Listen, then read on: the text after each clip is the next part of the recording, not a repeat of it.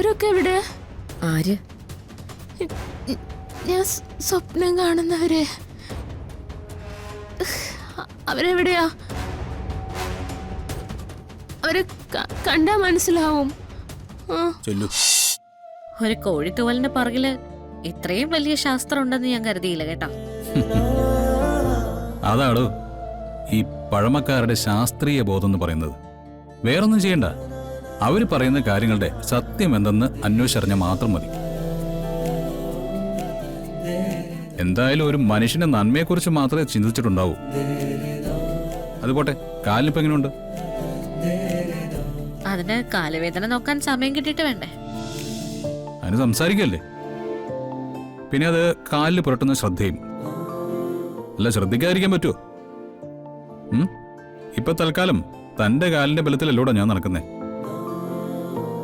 അപ്പൊ പിന്നെ തനിക്കൊരു വീഴ്ച പറ്റിയ ഞാൻ മൂക്കും കുത്തി വീഴില്ലേ? ഇത് തമാശയായിട്ട് പറഞ്ഞാണോ അതോ ഉള്ളിൽ എന്തെങ്കിലും കടന്നിട്ട് പറഞ്ഞാണോ? അല്ല, ഇടയ്ക്കിടയ്ക്ക് പറയാറുണ്ടല്ലോ ഞാനിങ്ങനെ തന്റെ ചെലവിൽ കഴിയുന്ന അന്തേവാസിയല്ലേ എന്നൊക്കെ. എന്തായാലും ഇപ്പൊ പറഞ്ഞാല് ആ തോന്നലില്ല. താൻ കാലുപള്ളി ഇരിക്കുമ്പോഴേ മനസ്സിന് സുഖമുള്ള എന്തെങ്കിലും പറയാന്ന് കരുതി, അത്രേ ഉള്ളൂ. അത്രേ ഉള്ളല്ലോ. അത്രേ ഉള്ളൂ. എന്നിട്ടിപ്പോ പറ, വേന പറഞ്ഞ അതിന് ചുമ്മാതിങ്ങനെ അടുത്തിരുന്നാ പോരെ? ഓക്കെ ആണ്. എങ്കി പിന്നെ ഒരു 2 ദിവസം റെസ്റ്റ് എടുത്തിട്ട് നമുക്ക് ഈ ഇരിപ്പങ്ങ് ഇരുന്നാലോ? പറയാൻ പറ്റില്ല, ചിലപ്പോ 48 മണിക്കൂർ തുടർച്ചയായിട്ട് ഭാര്യയ്ക്ക് മരുന്നിട്ട് കൊടുത്ത ഭർത്താവെന്ന് ഗിന്നസ് ബുക്കിൽ പേര് വരും. തൽക്കാലം നമുക്ക് ആ ബുക്കിൽ കയറണ്ട, അത് മാറ്റി വെച്ചേ.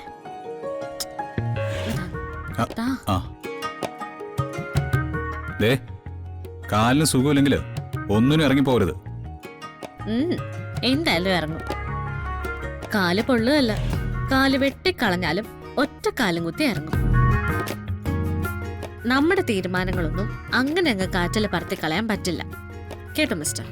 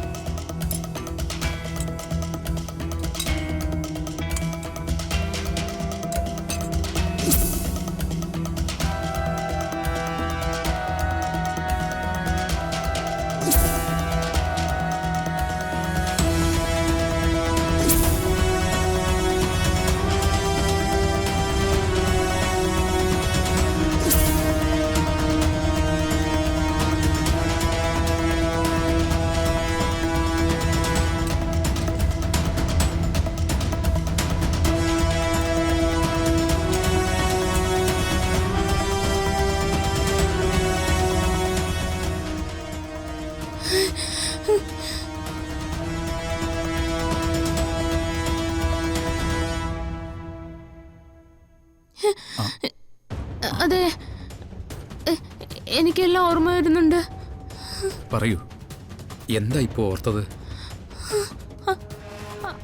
അത് അവരൊക്കെ എവിടെ? ആര്? ഞാൻ സ്വപ്നം കാണുന്നവരെ. അവരെവിടെയാ? അവരെ കണ്ടാ മനസ്സിലാവും. ആദ്യം ഭക്ഷണം കഴിക്കൂ. അപ്പൊ അവരെ കാണണ്ടേ? പോകാം, ആദ്യം ഭക്ഷണം കഴിക്കൂ. വരൂ, ഭക്ഷണം കഴിക്കാം. പാവം, രാവിലെ ഡോക്ടർ വന്നപ്പോഴും പറഞ്ഞത് ഇത് തന്നെയാ. ഭൂതകാലം മുഴുവൻ ചിത്രങ്ങളായി മനസ്സിലുണ്ട്, പക്ഷേ എങ്ങനെ അത് ഓപ്പൺ ചെയ്യണമെന്നും എങ്ങനെ പറയണമെന്നും അറിയില്ല. എവിടെയോ വെച്ച് ഓർമ്മകൾ മൂടിപ്പോയൊരവസ്ഥ. എല്ലാം പഴയതുപോലെ ആകാൻ സാധ്യതയുണ്ടോ ശങ്കർജി? നമ്മൾ അങ്ങനെയല്ലേ പ്രതീക്ഷിക്കുന്നത്? ഡോക്ടറും പ്രതീക്ഷ തന്നെയാണ് പറഞ്ഞിരിക്കുന്നത്.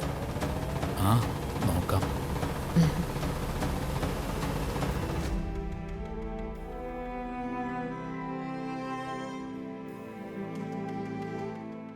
ആഹാരം കഴിക്കേ.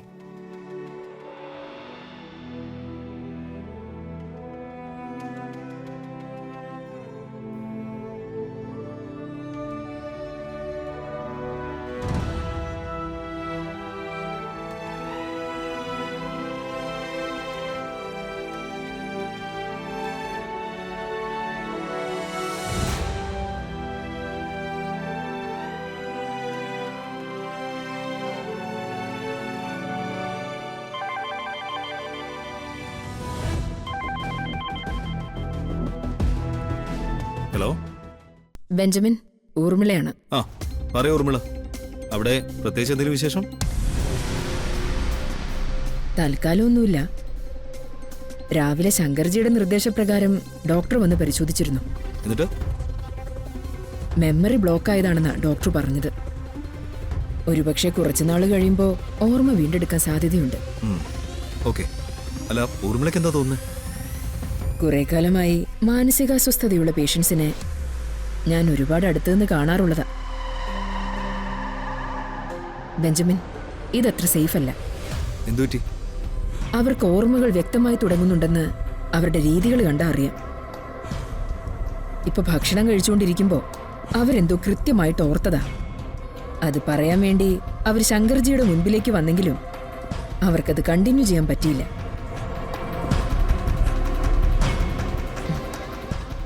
അങ്ങനെയുള്ളവരെ സൂക്ഷിക്കണം. കാരണം എപ്പോൾ വേണമെങ്കിലും ആ ഓർമ്മകൾ അവർക്ക് തിരിച്ചു കിട്ടും.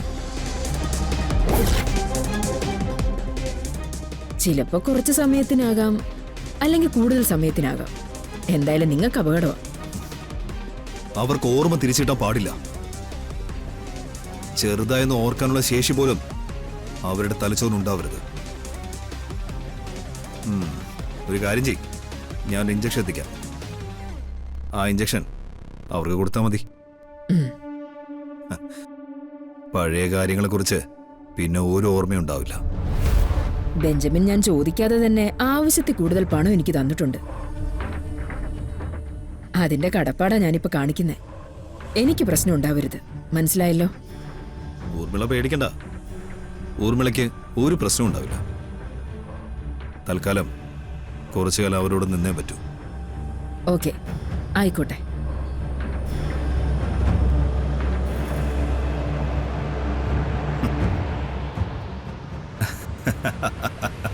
ശ്യാമ മാഡത്തിന്റെ ചെറിയൊരു ഓർമ്മ പോലും അംഗീകരിച്ചു കൊടുക്കാൻ പറ്റില്ലല്ലോ. പാവം ശ്യാമ മാഡം.